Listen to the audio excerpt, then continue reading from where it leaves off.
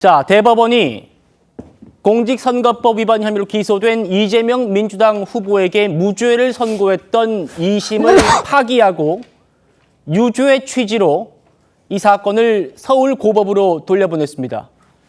지금 보고 계신 대로 12명의 대법관 중에 10명이 유죄로 봤고요. 단 2명만 무죄로 판단했습니다.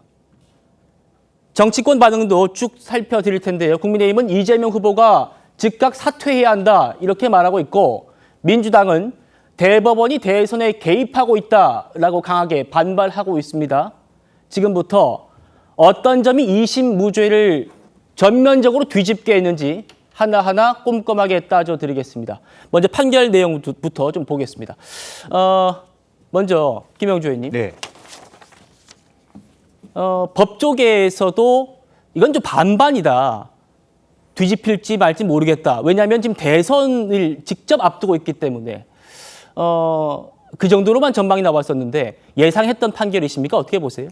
저는 좀 예상했던 판결이라고 봅니다. 그러니까 소위 말하는 전원 합의체 같은 것들이 대부분 아주 상당수가 파기된 경우들이 상당히 많았고요. 또 이번 재판의 경우에는 특히 2심이 1심과 너무 다른 어떤 그 잣대를 들이댔기 때문에 오늘 이제 조희대 대법관 말씀이 있었습니다만 기본적으로 보면 실제적으로 보면 골프를 쳤다라고 하는 사실 자체, 그리고 백현동 건도 오히려 성남시가 국토부에 질의했다는 거 아니겠습니까? 사실 국토부가 3번 질의한 것이 압박으로 느껴졌다가 중요한 것이 아니라 네. 한 번도 국토부는 압박을 준 적이 없다. 오히려 이 문제는 성남시가 물어본 것에 대한 답변이 있었다. 그로 인해서 완전히 다른 결이 다른 2심과 다른 결과를 냈다. 그렇게 보여지고요. 네. 또 골프 문제도 마찬가지로 기본적으로는 뭐 앞에 것은 뭐 같이 뜻을 한다 하더라도 사실은 그 종이만 오려냈다라고 하는 거기에 착목할 것이 아니라 골프를 쳤냐 안 쳤냐에 착목해야 된다. 이런 쪽으로 대체로 일반 상식에 더 가까운 판결로 나아갔다라고 보여집니다. 알겠습니다. 자, 크게 이재명 후보의 소위 골프 발언, 이거 유죄로 봤고요. 백현동 발언은 또 2개로 쪼개서 모두 유죄로 봤습니다. 지금부터 하나하나 따져드리겠습니다. 먼저 1심과 2심이 극명하게 갈렸던 이 후보의 이 골프 발언과 관련해서입니다. 당시 이 후보의 발언부터 듣겠습니다. 국민의힘에서 4명 사진을 찍어가지고 마치 제가 골프를 친 것처럼 사진을 공개했던데, 제가 확인을 해보니까 전체 우리 일행 단체 사진 중에 일부를 떼내가지고 이렇게 보여줬더군요. 조작한 거죠. 국민의힘이 마치 제가 골프를 친 것처럼 조작한 거죠. 이 얘기에 대해서 대법원 이렇게 판단했습니다. 조희대 대법원장의 목소리 직접 들어보시죠.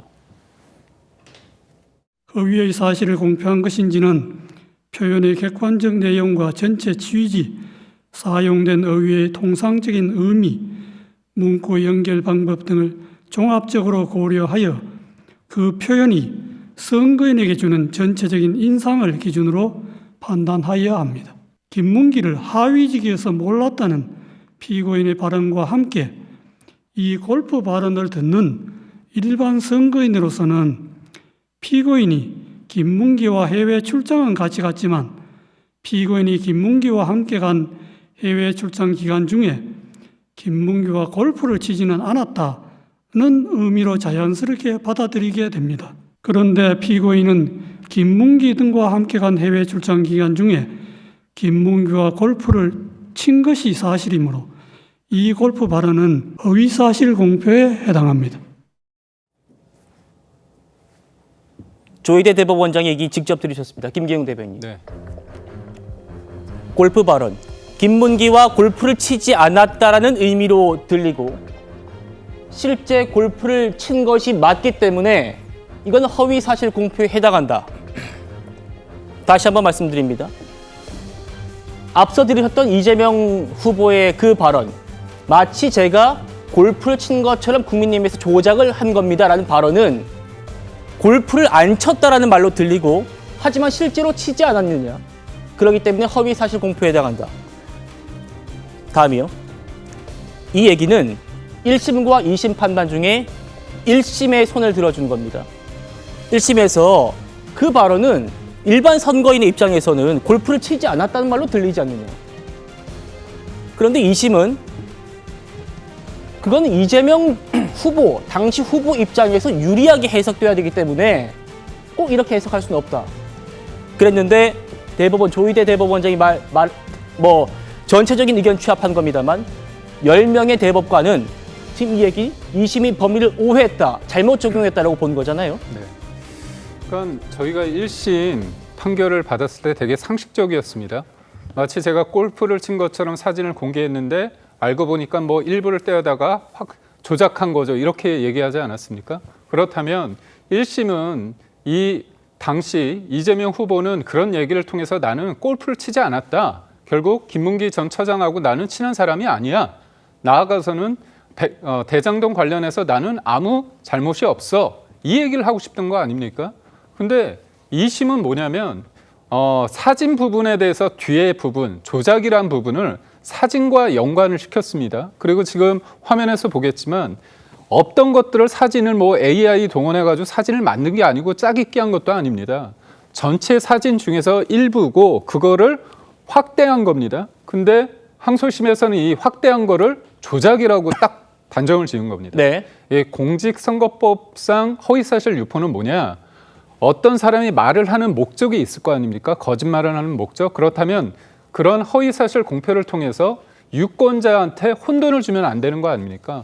그런 거짓 정보를 통해서 본인이 당선을 위해서 그런 거짓말을 했다고 하면 그걸 막기 위해서 허위사실 공표죄가 있는 겁니다. 그렇기 때문에 표현이 유권자한테 어떤 전체적인 인상을 주는지가 굉장히 중요합니다. 그래서 오늘 대법원 그 판결을 봤을 때 조희대 대법원장이 이 취지에 대해서 설명을 하거든요. 전반적인 유권자에게 주는 전반적인 인상, 네. 이 부분을 얘기를 했습니다. 그런 취지에서 하나하나 잘라서 낙지처럼 탕탕이를 해가지고 이게 독해되는 게 아니라 전체적인 맥락 속에서 이재명 후보는 거짓말을 했다. 이 부분이 가장 중요한 핵심이고 1심과 같이 대법원은 상식적인 판단을 내렸다. 이렇게 봅니다.